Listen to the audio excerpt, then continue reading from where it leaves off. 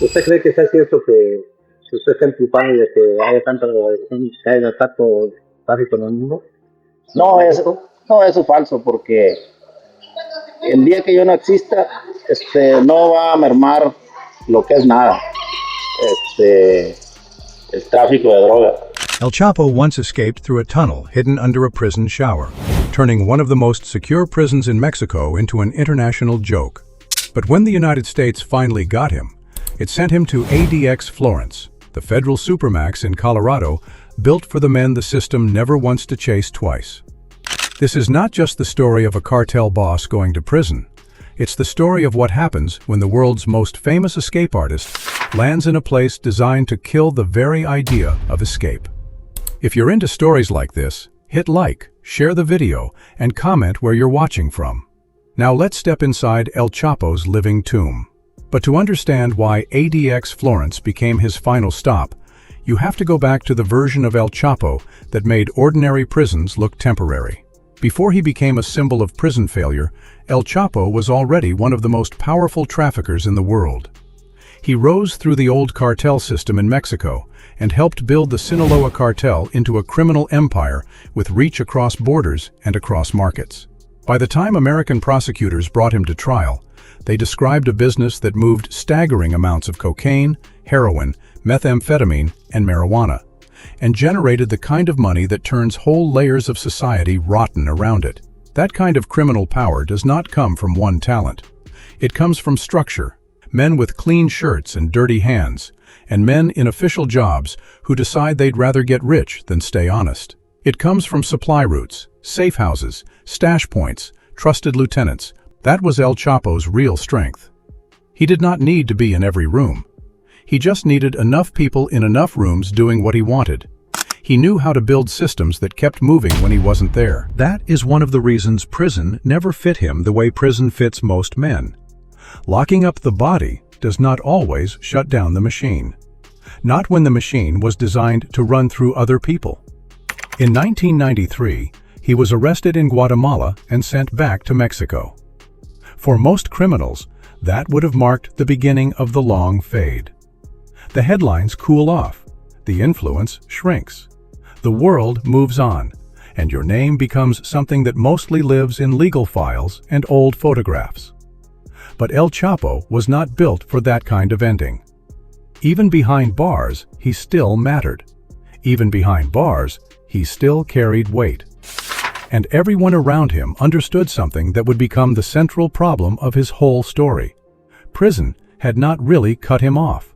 Then came 2001, and with it, the first escape that helped turn him from a powerful trafficker into a full-blown legend. The story most people remember is that he slipped out of prison hidden in a laundry cart with help from corrupt officials. Whether every person remembers every detail correctly almost doesn't matter anymore. What matters is what the escape meant. It told the public that one of Mexico's most notorious criminals had beaten maximum security. It told people inside the underworld that El Chapo was still the man to bet on. And it told anyone still clinging to the idea that walls solve everything, that money and corruption can make walls look pretty flimsy. That first escape changed his image. Before it, he was dangerous. After it, he was dangerous and hard to contain. That is a different level of fear. When a state says, "We have him," but the public has already seen the man beat the cage once, every future capture comes with a second question attached to it. Not just, did they get him? More like, did they really? And so when he was captured again in 2014, there was already a bad feeling hanging over the whole thing. Yes, he was back in custody. Yes, he was in a high-security facility. Yes, the government said the right things.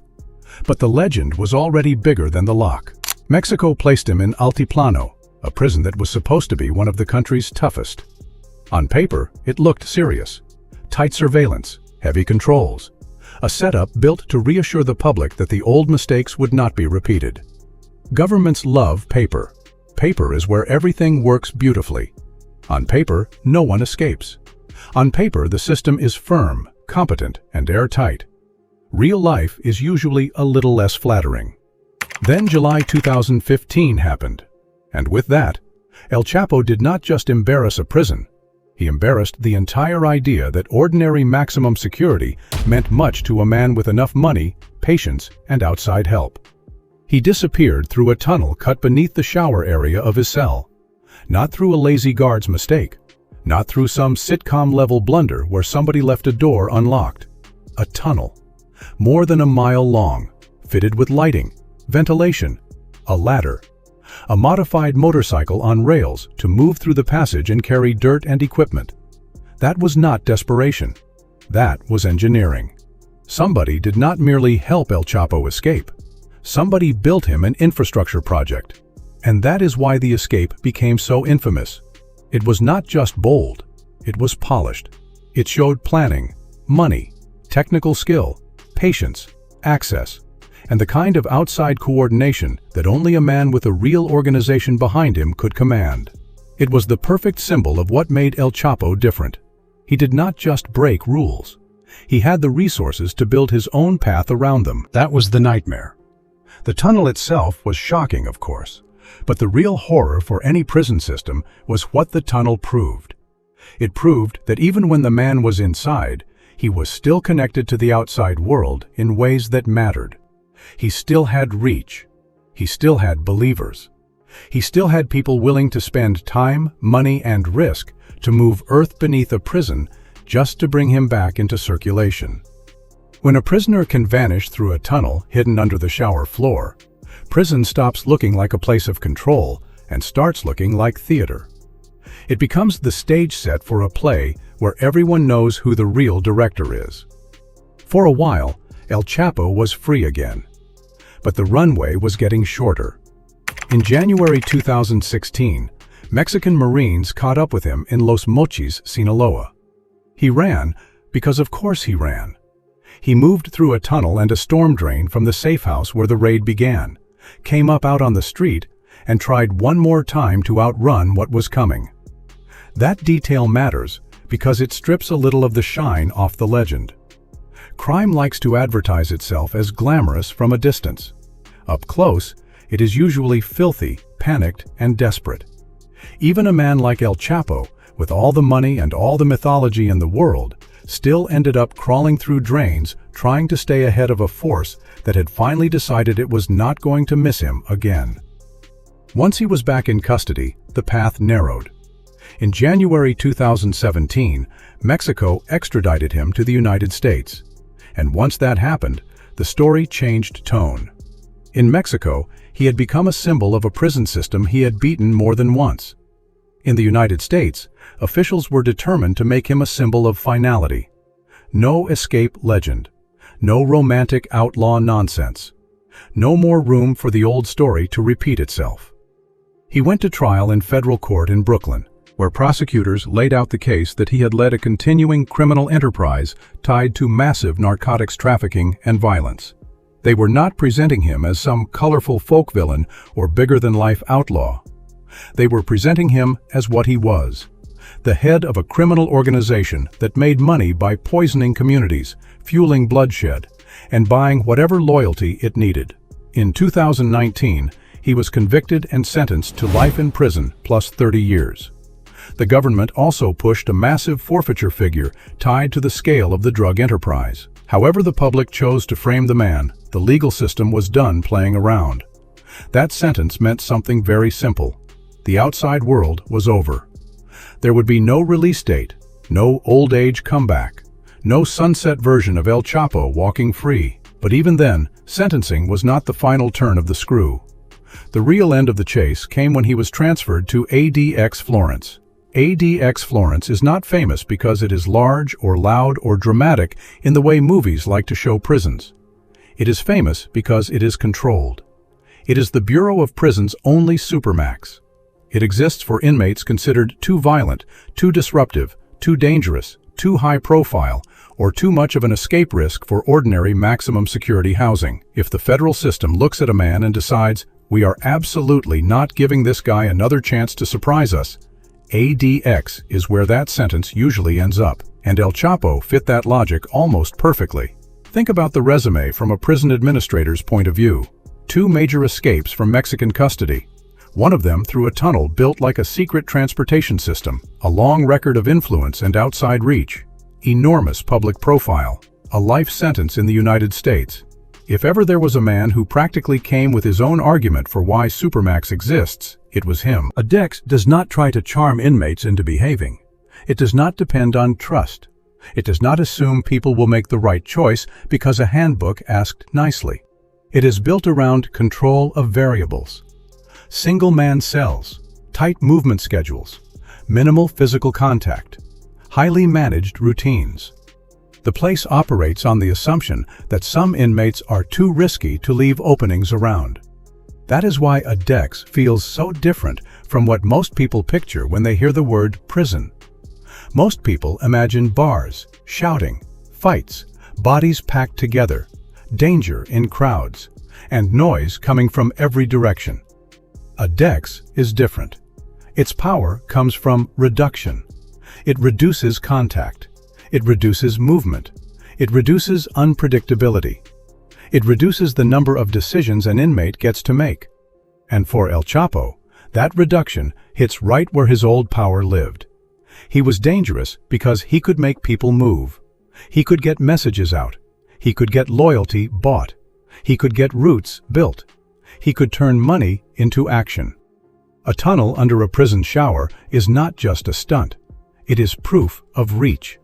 The day-to-day reality of a place like ADX is what makes the phrase living tomb land so hard. The cells are small and spare.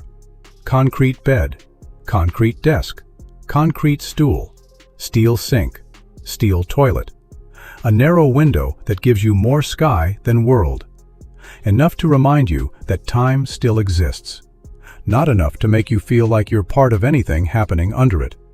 Doors open when the system says they open. Food arrives through a slot. Movement is structured. Contact is limited. Hours stretch. Sound changes. In many prisons, noise is constant. At ADX, the pressure often comes from the opposite. Quiet. Separation. The feeling that the day is being shaved down to a sequence of controlled moments, and none of those moments belong to you. A man does not lose everything at once in a place like that. He loses it by pieces. He loses spontaneous movement. He loses casual human contact. He loses the illusion that he can still shape events by force of personality. For El Chapo, the contrast is almost cruel in how clean it is. This was a man who once helped run a criminal empire spread across mountains, roads, cities, borders, and safe houses. His life was built on motion. Drugs moved, money moved, people moved, orders moved, fear moved. Everything that made him dangerous depended on movement.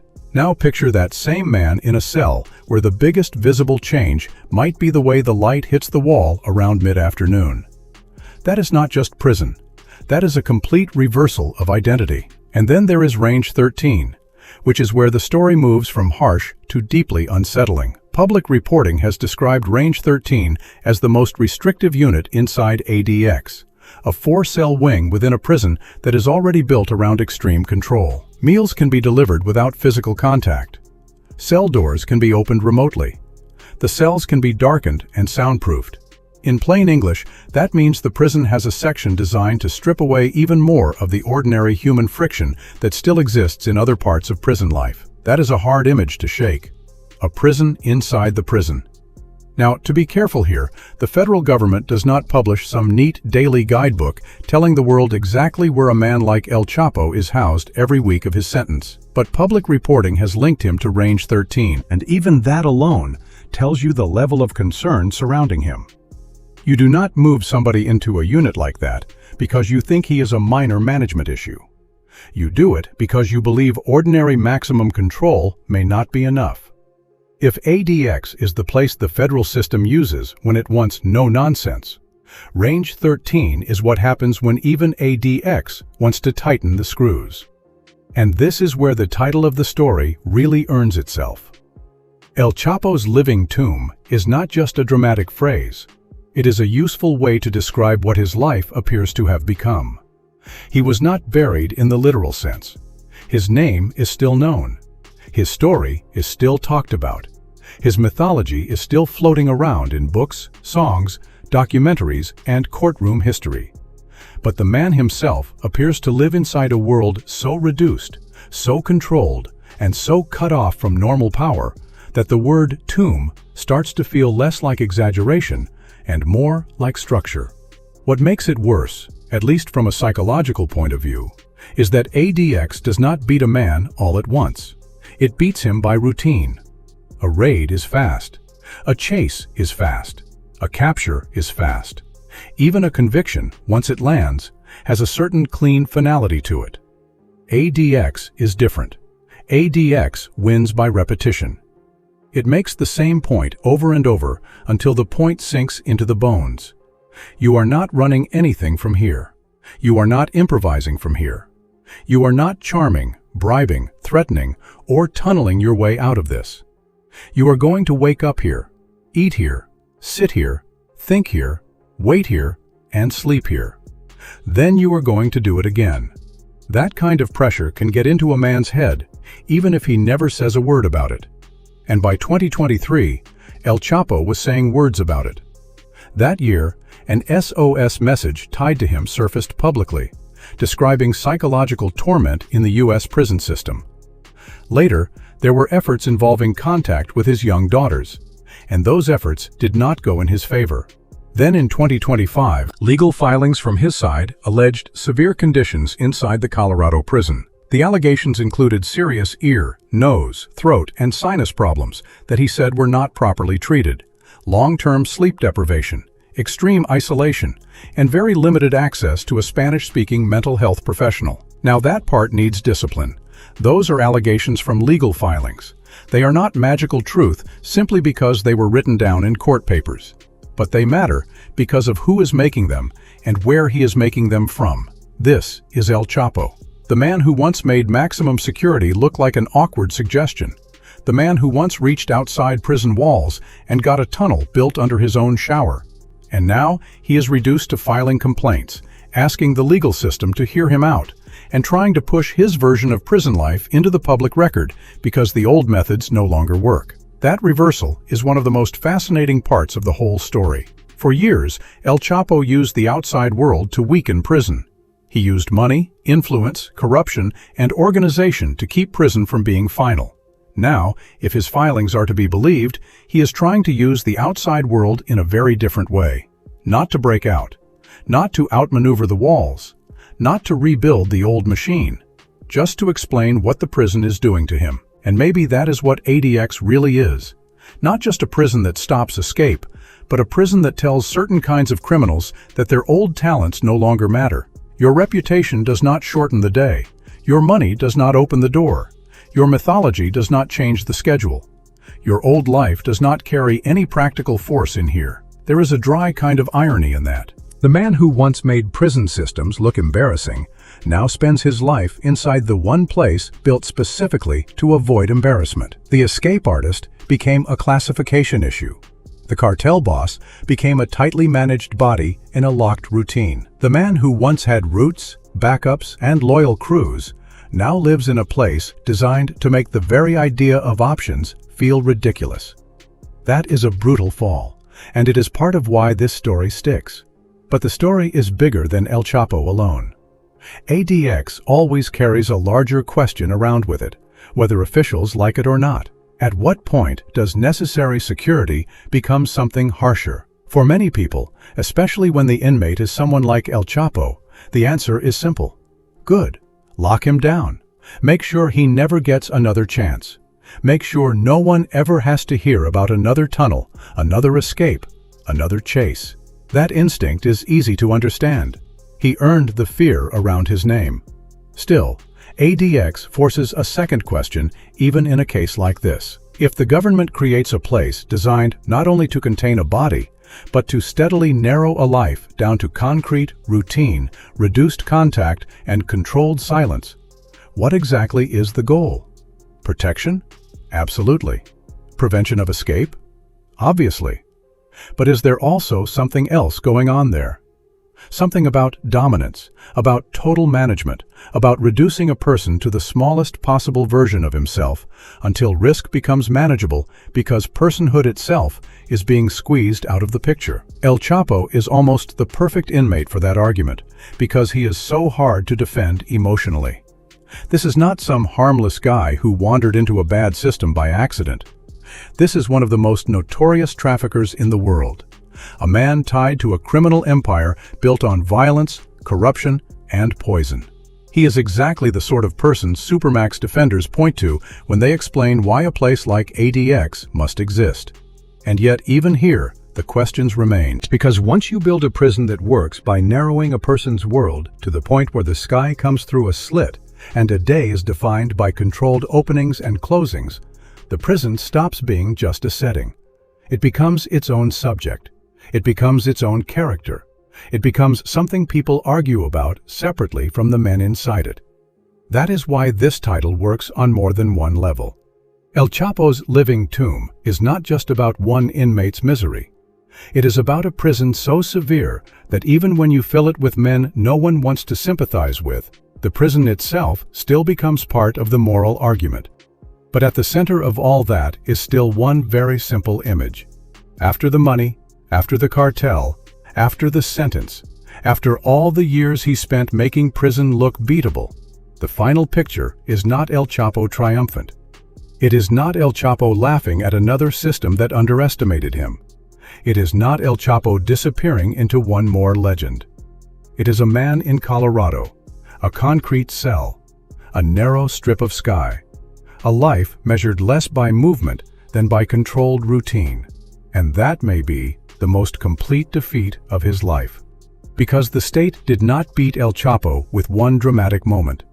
It beat him by finding the exact opposite of everything that made him powerful and dropping him inside it.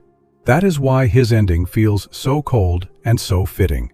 Not because it is poetic, not because it is cinematic, but because it is specific. That is why this story stays with people.